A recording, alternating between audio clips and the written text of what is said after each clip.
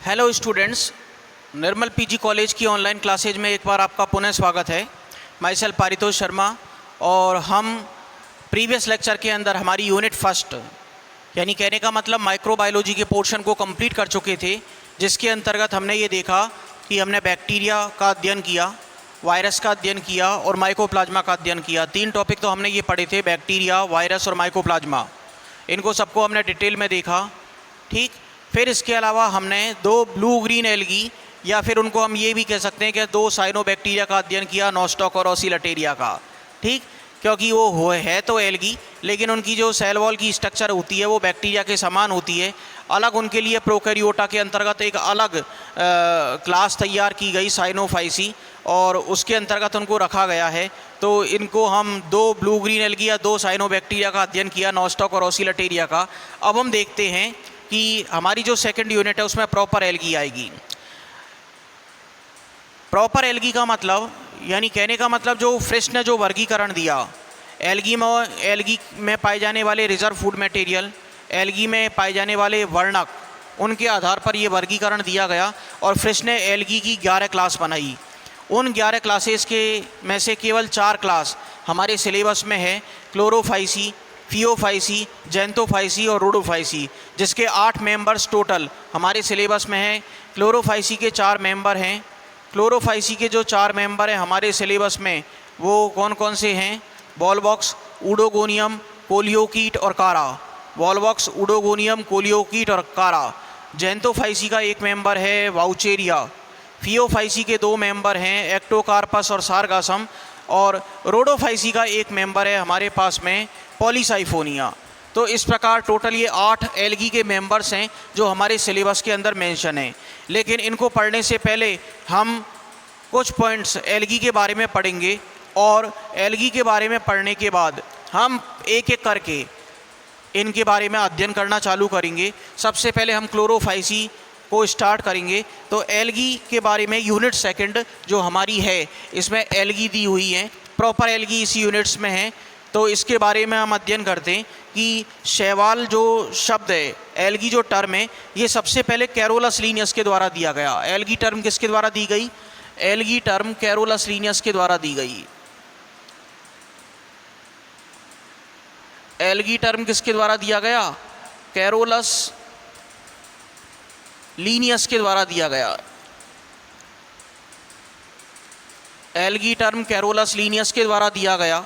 ठीक, फिर हम बात करते हैं अगला पॉइंट, एल्गी को ग्रीक भाषा में, एल्गी को ग्रीक भाषा में, यूनानी लैंग्वेज में, ठीक है ना, फाइकोस कहते हैं। ठीक है ना, एल्गी को ग्रीन भाषा में क्या कहते हैं? एल्गी को ग्रीक भाषा में क्या कहते हैं? ग्रीक भाषा में फाइकोस कहते हैं। एल्गी को ग्रीक भाषा में फाइकोस कहते हैं।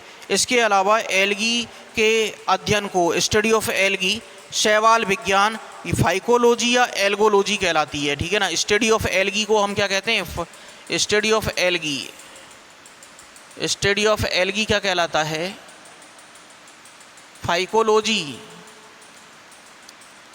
स्टडी ऑफ एल्गी क्या कहलाता है? फाइकोलॉजी या एल्गोलॉजी। फाइकोलॉजी या एल्गोलॉजी, फाइकोलॉजी या एल्गोलॉजी कहलाता है। ठीक, अब हम बात करते हैं, अगला पॉइंट आता है हमारा शैवाल के विविधात्मक लक्षण या डिस्टिंग्विश कैरेक्टर्स ऑफ एल्गी। ठीक है ना, एल्गी के डिस्टिंग्विश कैरेक्टर्स को देखेंगे, यानी कहने का मतलब हम एल्गी के एक एक पॉइंट को अब अध्ययन करेंगे। और प्रॉपर एल्गी जब हम किसी भी जीनस को पढ़ना चालू करें तो उससे पहले हम एल्गी के हर पॉइंट को इसके अंदर कवर करते हुए चलेंगे।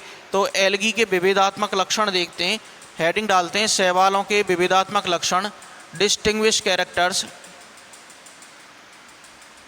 डिस्टिंग्विश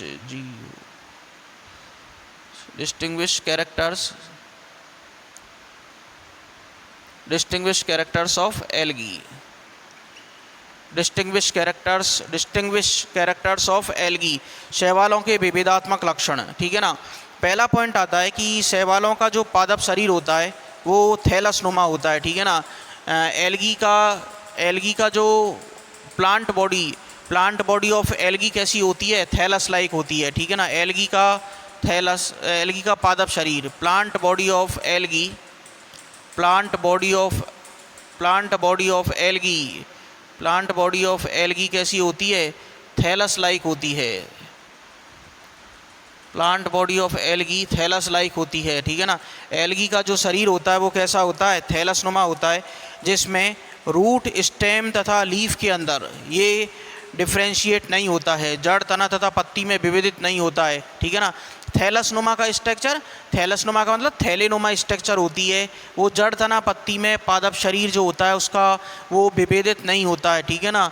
तो रूट, स्टेम एंड लीफ, ठीक है ना, रूट, स्टेम एंड लीफ, ठीक है ना, रूट, स्टेम एंड लीफ, ये दोनों कैसे, ये तीनों पार्ट एब्सेंट होते हैं, ठीक है ना, ये तीनों पार्ट एब्सेंट होते हैं। इस प्रकार का कोई हमको स्ट्रक्चर देखने को नहीं मिलेगी, ठीक है ना। जब थैलोफाइटा के बाद ब्रायोफाइटा आते हैं तो ब्रायोफाइटा में भी ये स्ट्रक्चर्स हमको नहीं मिलती हैं देखने को। टेरिडोफाइटा में जा कर के जड़, तना और पत्ती, ठीक है ना, रूट, स्टेम एंड लीफ ये क्लियर नज़र आने लगती हैं। टेरिडोफाइटा के अंदर ही वेस्कुलर बंडल्स बनने लगते हैं, ठीक है ना। ठीक, टेरिडोफाइटा के अंदर ही सबसे पहले बीजीय प्रवृत्ति देखने को मिलती है। टेरिडोफाइटा के अंदर ही सबसे पहले रंभ देखने को मिलता है हमको, स्टील। तो इस प्रकार बहुत सारी चीज़ें, टेरिडोफाइटा ही सबसे पहले ऐसे पादप हैं जो धरती पर सफल स्थलीय पादप माने जाते हैं, ठीक है ना। पहले सफल स्थलीय पादप टेरिडोफाइटा ही हैं, ठीक। तो हम बात करते हैं कि अधिकांश पादपों का जो थैलस होता है वो युग्मकोद्भिद होता है, ठीक है ना। मोस्टली जो प्लांट्स होते हैं एल्गी के, उनका थैलस कैसा होगा, थैलस गैमेटोफिटिक होता है, ठीक है ना। थैलस कैसा होता है, थैलस गैमेटोफाइटिक होता है, गैमेटोफाइटिक होता है, थैलस गैमेटोफाइटिक होता है। यानी थैलस कैसा होगा, इसका हैप्लॉइड होता है, ठीक है ना। थैलस कैसा होगा, हैप्लॉइड। देखिए, दो तरह की अवस्थाएं हमको यहाँ पर देखने को मिलेंगी जब भी हम प्लांट बॉडी की बात करेंगे, स्पोरोफिटिक कंडीशन और गैमेटोफिटिक कंडीशन। गैमेटोफिटिक कंडीशन का मतलब होता है कि जो पूरा पादप शरीर है उसकी प्रत्येक सेल की यदि हम बात करें तो प्रत्येक सेल में गुणसूत्रों का केवल एक ही सेट हमको देखने को मिलेगा, यानी हैप्लॉइड नंबर ऑफ क्रोमोसोम्स देखने को मिलेंगे। इस प्रकार की कंडीशन क्या कहलाती है हमारी, इस प्रकार की कंडीशन कहलाती है गैमेटोफाइटिक कंडीशन। और यदि प्लांट बॉडी की प्रत्येक कोशिका डिप्लॉइड कंडीशन वाली देखने को मिले तो ये कंडीशन कहलाती है हमारी स्पोरोफाइटिक कंडीशन। ये कंडीशन क्या कहलाएगी, हमारी स्पोरोफाइटिक कंडीशन कहलाती है। तो इस प्रकार हम देखते हैं कि जो थैलस होंगे, मोस्टली जो थैलस होते हैं, उन थैलस की जो स्ट्रक्चर होगी वो कैसी देखने को मिलेगी हमको, गैमेटोफिटिक कंडीशन देखने को मिलती है, गैमेटोफाइटिक कंडीशन देखने को मिलती है। मूल रूप से थैलस पर्णहरित युक्त व स्वपोषी होते हैं। जनरली थैलस कैसा होगा, एल्गी का जो थैलस होता है वो क्लोरोफिल युक्त होता है और ऑटोट्रॉप्स होते हैं, ठीक है ना। थैलस कैसा देखने को मिलेगा हमको, थैलस जो होगा हमारा वो कैसा होगा, क्लोरोफिल प्रेजेंट होगा, क्लोरोफिल प्रेजेंट होगा, इसके अंदर क्लोरोफिल प्रेजेंट होगा। और थैलस कैसा होगा, स्वपोषी होगा, ऑटोट्रॉप्स होंगे। कैसे होंगे ये, ऑटोट्रॉप्स होंगे, ठीक है ना, ऑटोट्रॉप्स होंगे, स्वपोषी होंगे, यानी इनके अंदर प्रकाश संश्लेषण की, फोटोसिंथेसिस की कैपेसिटी मौजूद होगी, ठीक। शैवालों में ऊतक तंत्र अनुपस्थित होता है, यानी कहने का मतलब इनका जो इनके थैलस, इनके जो एल्गी होती है, इनके अंदर टिश्यू सिस्टम एब्सेंट होता है, ठीक है ना। टिश्यू सिस्टम यहाँ पर हमको कैसा मिलेगा, टिश्यू सिस्टम एब्सेंट देखने को मिलेगा, टिश्यू सिस्टम हमको एब्सेंट देखने को मिलेगा, ऊतक तंत्र अनुपस्थित होगा। यानी कि जिस प्रकार से हमको विकसित पादपों में ऊतक तंत्र देखने को मिलता है, और ऊतक तंत्र के अंतर्गत हम देखते हैं कि ETS, GTS और VTS, epidermal tissue system, ground tissue system और वेस्कुलर टिश्यू सिस्टम, इस प्रकार का हमको ऊतक तंत्र यहाँ पर देखने को नहीं मिलेगा। फिर हम बात करते हैं कि अधिकांश शैवालों में संचित भोज्य पदार्थ रिजर्व फूड मटेरियल के तौर पर स्टार्च पाया जाता है, ठीक है ना।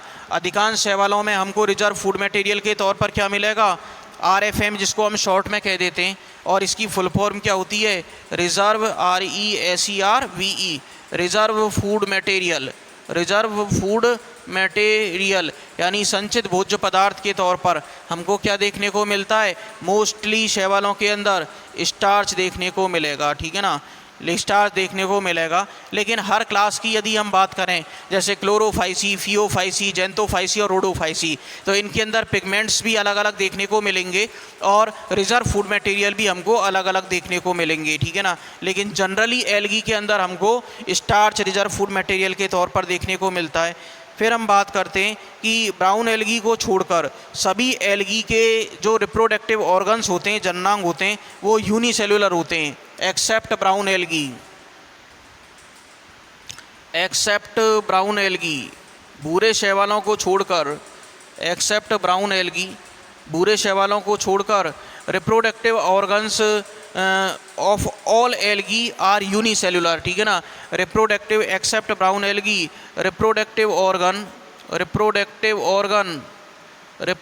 ऑर्गन कैसे होते हैं, रिप्रोडक्टिव ऑर्गन यूनिसेलुलर होते हैं, सेल्यूलर होते हैं, एक कोशिकीय होते हैं। रिप्रोडक्टिव ऑर्गन कैसे होते हैं, एक कोशिकीय होते हैं तथा उनमें बंद जैकेट सेल्स का अभाव होता है, ठीक है ना। स्टेराइल जैकेट सेल्स का इनके अंदर स्टेराइल जैकेट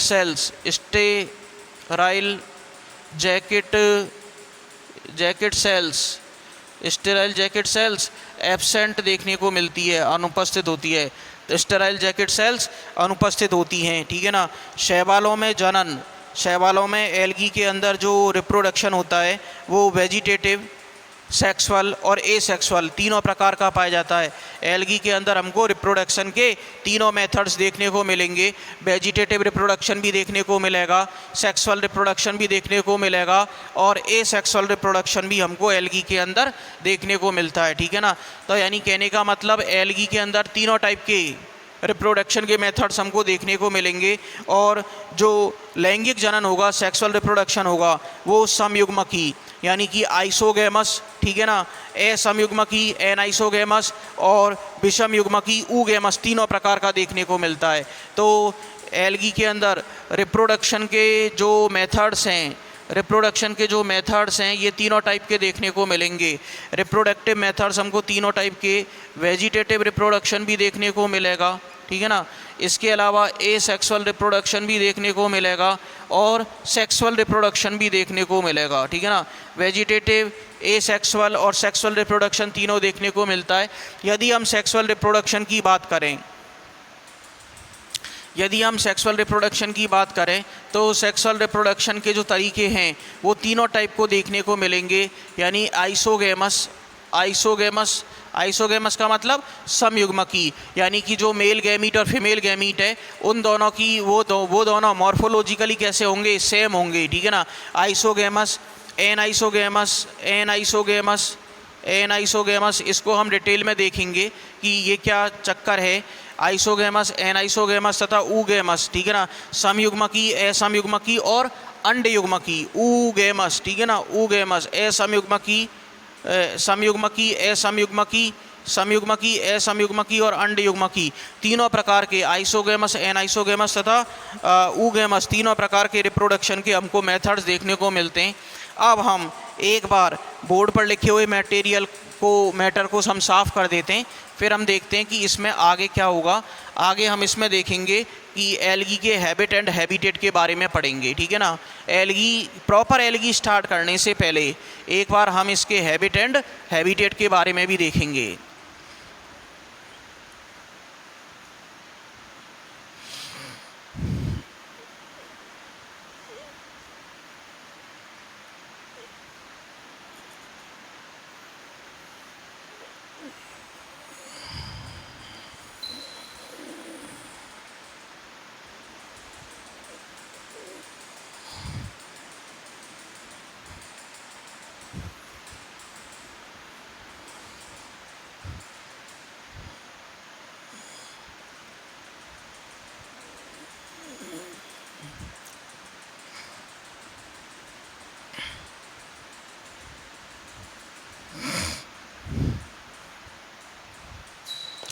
तो इसके बारे में अब आगे चलते हैं हम। प्रकृति एवं आवास, habit and habitat, habit and habitat.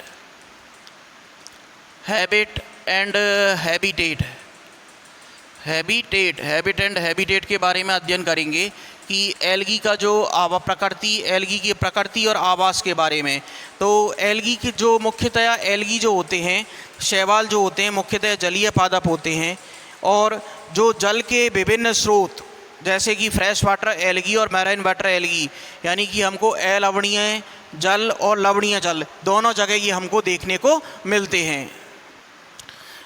Generally हमने ये देखा कि जो एल्गी होती है ये कैसे होते हैं। एल्गी जलीय आवास में देखने को मिलती है, जलीय आवास के अंदर देखने को मिलेगी, एक्वेटिक हैबिटेट के अंदर देखने को मिलती है। लेकिन ये एक्वेटिक हैबिटेट के अलावा हम देखते हैं कि ये एक्वेटिक हैबिटेट भी दो टाइप के होते हैं, एक फ्रेश वाटर एल्गी और एक मराइन वाटर एल्गी। यानी ये कहने का मतलब हमको अलवणीय जल तथा लवणीय जल दोनों के अंदर ये देखने को मिलेगी, फ्रेश वाटर और मैराइन वाटर के अंदर दोनों के अंदर देखने को मिलती है। और इसके अलावा कुछ शैवाल ऐसे भी होते हैं, कुछ एल्गी हमको ऐसी भी देखने को मिलेगी जो नम मिट्टी में, यानी कि जहाँ पर ह्यूमिडिटी होती है नम मिट्टी के अंदर, और इसके अलावा लकड़ी पर, वुड, चट्टान, रॉक्स तथा गर्म जल के स्रोतों में भी एल्गी पाई जाती है। ठीक है ना। तो आवास के आधार पर, on the basis of habitat, आवास के आधार पर एल्गी को 3 भागों में डिवाइड किया गया है: जलीय शैवाल, स्थलीय शैवाल, एक्वेटिक एल्गी, टेरेस्ट्रियल एल्गी, और असामान्य आवास वाले शैवाल, यानी कि algae of unusual habitat, algae of unusual habitat, असामान्य आवास वाले शैवाल। तो on the basis of habitat, on the basis of habitat, on the basis of habitat, on the basis of habitat, ठीक है ना। एल्गी को हम 3 भागों में डिवाइड करेंगे। पहला आता है हमारा aquatic algae, aquatic algae, aquatic algae पहली आएगी हमारी कौन सी, एक्वेटिक एल्गी। दूसरी आती है हमारी एक्वेटिक एल्गी के बाद टेरेस्ट्रियल एल्गी,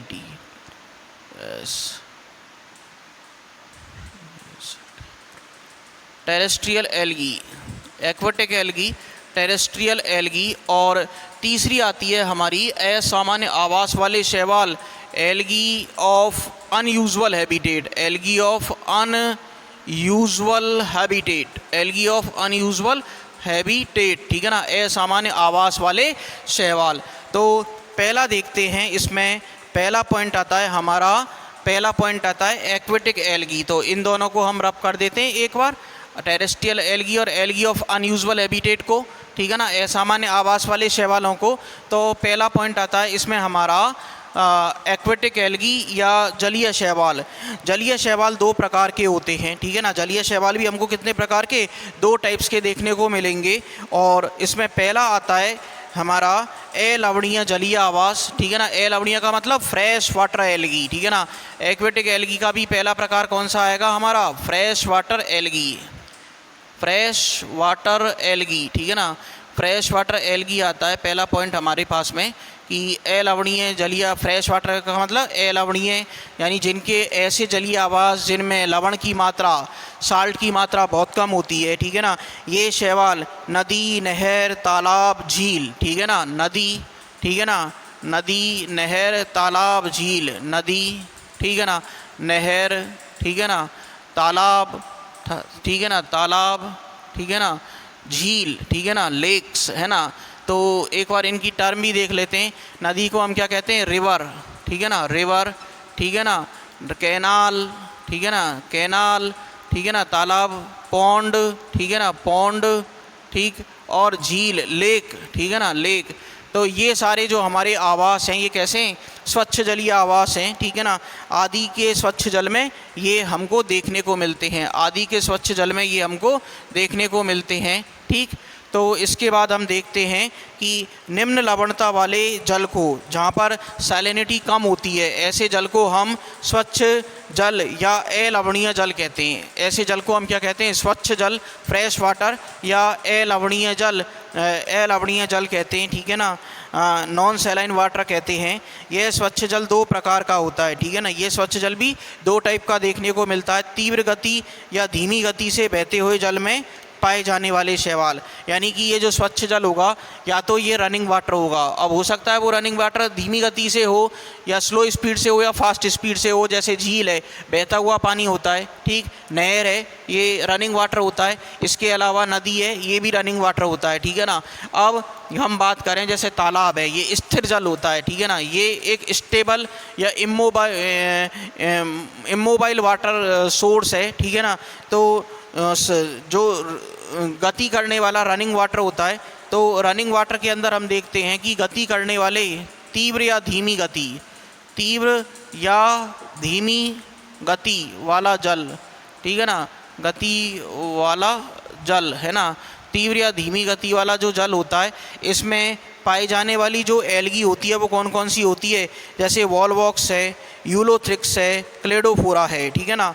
ये रनिंग वाटर में पाई जाने वाली एल्गी है, तीव्र या धीमी गति वाला जल, ठीक है ना। इनके अंदर पाई जाने वाली जो एल्गी होंगी वो कौन कौन सी होंगी, वॉलवॉक्स, ठीक है ना। वॉलवॉक्स के अलावा एक होगी हमारी यूलोथ्रिक्स, यूलोथ्रिक्स, और एक होती है हमारी क्लेडोफोरा, ठीक है ना। हमको केवल वो ही नाम याद रखने हैं एल्गी के जो एग्जाम्पल के तौर पर आसानी से हमको याद हो सकें, ठीक है ना। तो तीव्र या धीमी गति से बहते हुए जल में पाई जाने वाली एल्गी के एग्जाम्पल हैं वॉलवॉक्स, यूलोथ्रिक्स और क्लेडोफोरा। अब हम बात करते हैं अचल या रुके हुए जल में, अचल जल के अंदर पाए जाने वाली एल्गी के एग्जाम्पल्स की यदि हम बात करें तो ऊडोगोनियम, ठीक, पहला एग्जाम्पल कौन सा आता है हमारे पास में, ऊडोगोनियम, जिग्नीमा,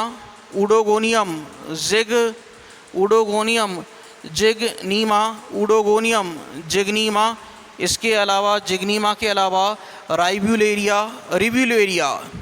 रिव्यूलेरिया, ठीक है ना, और कारा,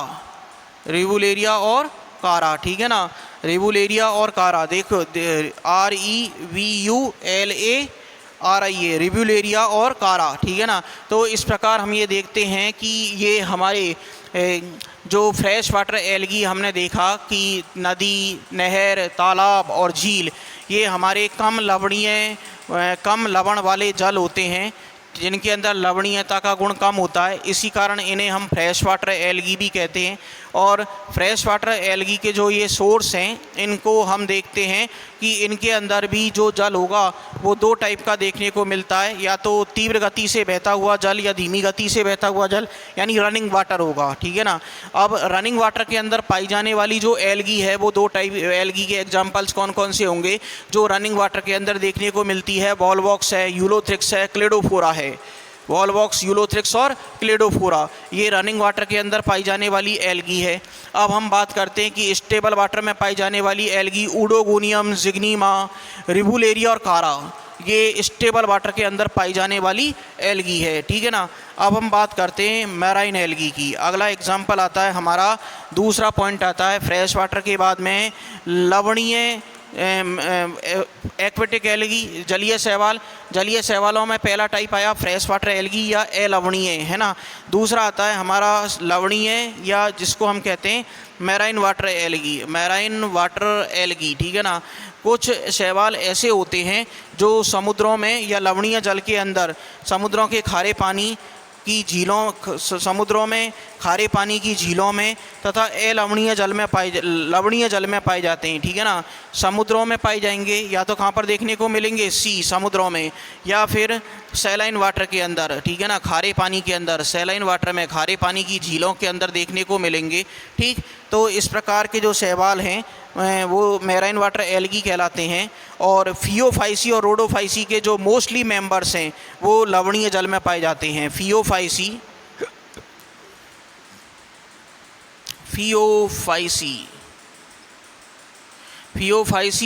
और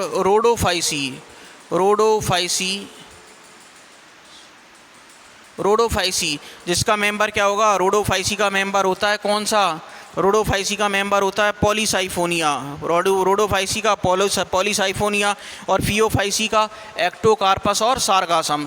तो ये जो शैवाल हैं ये ज़्यादातर हमको लवणीय जल के अंदर देखने को मिलते हैं। एग्जाम्पल देखते हैं हम, इनके एग्जाम्पल होंगे हमारे एक्टोकार्पस, ठीक, सारगासम, ठीक है ना, सारगासम और पॉलीसाइफोनिया, सारगासम और पॉलीसाइफोनिया, इनके एग्जाम्पल होंगे। जो जलीय शैवाल स्वतंत्र रूप से तैरने वाले किसी आधार पर स्थापनांग होल्ड फास्ट की सहायता से चिपके हुए रहते हैं। जलीय शैवाल या तो स्वतंत्र रूप से तैरने वाले होते हैं, यानी पानी की गति के साथ साथ वो तैरते हुए रहते हैं, या फिर किसी होल्ड फास्ट सेल या स्थापनांग या आधार कोशिका के द्वारा चिपके हुए रहते हैं, ठीक है ना, होल्ड फास्ट सेल के द्वारा आधार से चिपके हुए रहते हैं। फिर हम बात करते हैं कि स्वतंत्र रूप से तैरने वाले शैवालों को पादप प्लावक, फाइटोप्लैंक्टन्स तथा किसी चट्टान से चिपके हुए शैवालों को नीतली शैवाल कहते हैं, ठीक है ना। जो होल्ड फास्ट से चिपके हुए रहते हैं वो तो क्या कहलाते हैं, नीतली शैवाल, यानी नीतली का मतलब तल में बैठे हुए शैवाल। और जो शैवाल स्वतंत्र रूप से तैरते हुए रहते हैं उन्हें हम क्या कहते हैं, फाइटोप्लैंक्टन्स। प्लैंकटॉन्स कहते हैं, ठीक है ना, फाइटोप्लैंक्टन्स कहते हैं। पादप प्लवक, उन्हें हम क्या कहते हैं, पादप प्लवक कहते हैं। तो इस प्रकार हमने आज एल्गी के बारे में, एल्गी के हैबिटेट के बारे में देखा। अब हम इसके बाद नेक्स्ट लेक्चर के अंदर हमारे टेरेस्ट्रियल एल्गी को स्टार्ट करेंगे। आज हम अपने लेक्चर को यहीं पर ड्रॉप कर रहे हैं। धन्यवाद।